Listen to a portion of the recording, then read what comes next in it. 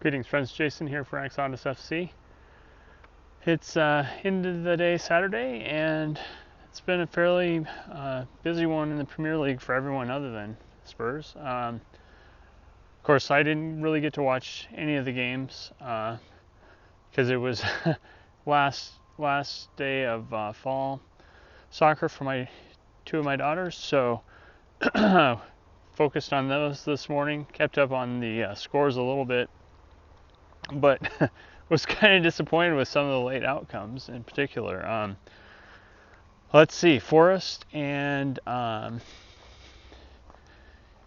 Luton Town. So from a fantasy perspective, Matt Turner is like the only Premier League keeper that I have. So I was counting on him to have a good game against Luton, in particular if in So Rare, if you keep a clean sheet, which I thought the probability was good versus Luton. It's like worth 35, points of scoring essentially for a keeper. So it's a big deal when you have matchups that, will let that happen. Well, he had a great game for 80 minutes, and then he conceded 2 goals, and so his great score turned into a very average, borderline mediocre keeper score. So that was disappointing. And they ended up drawing with Luton 2-2. So I did get okay output from Serge Aurier, and also actually the midfielder that they got from Milan. I think no, he's not from Milan. He's just a red-black uniform, similar. I forget where he's from, but Dominguez. He's been really good, actually, as a fantasy midfielder. So yeah, I've been continuing to play him and benefit from him, but unfortunately, I don't think I've put together quite the right team combination yet to really reap the benefits and get a card reward or anything. But yeah, kind of funny. So anyway, other games. Newcastle, 4-0 versus Palace, and Newcastle, I've been impressed with their ability to get good fantasy scores with their keeper Nick Pope and defenders, and I've benefited a little bit from using some of those guys. But let's see, other games of note. Of course, Arsenal, Chelsea. Chelsea looking pretty good in the first half, getting a 2-0 lead essentially, but then Arsenal making adjustments, ends up a 2-2 draw. Liverpool beat Everton 2-0, but Everton was playing with 10 men for about half the game after one of their guys got a second yellow. Then there was a penalty to kind of turn things around when it was maybe a little bit of a struggle for Liverpool up to that point. And let's see. Oh yes, City handled Brighton 2-1.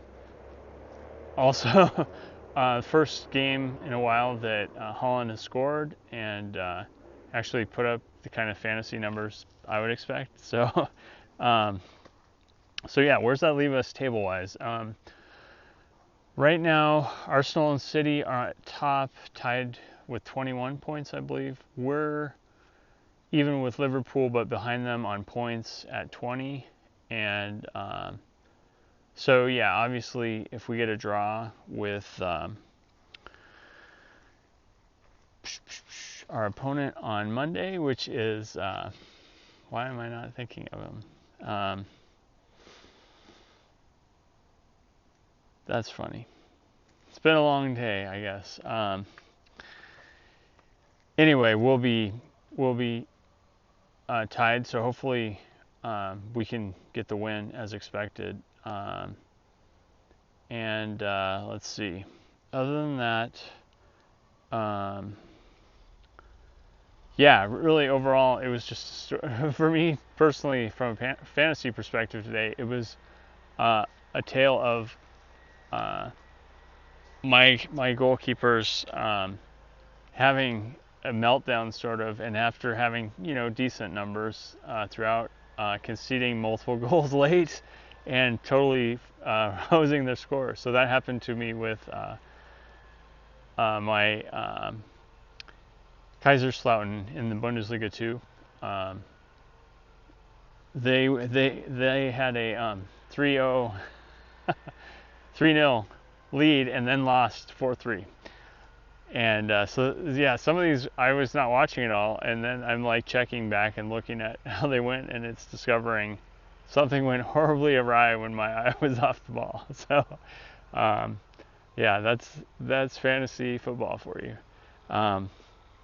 Anyway, looking forward to West Ham Villa tomorrow. I think that should be a pretty good game.